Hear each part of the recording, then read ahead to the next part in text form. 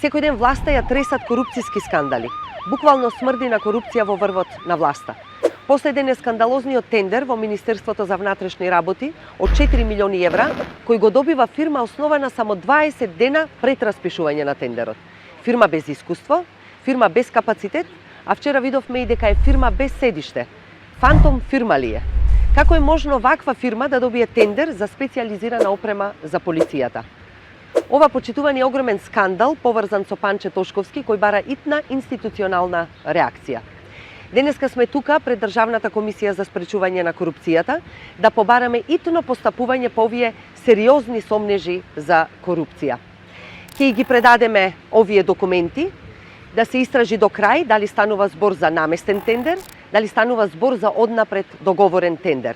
Чии интереси стојат за овој тендер вреден 4 милиони евра. Државната комисија за спречување корупција мора да отвори предмет, да ги истражи сите факти и конечно да обезбеди одговорност.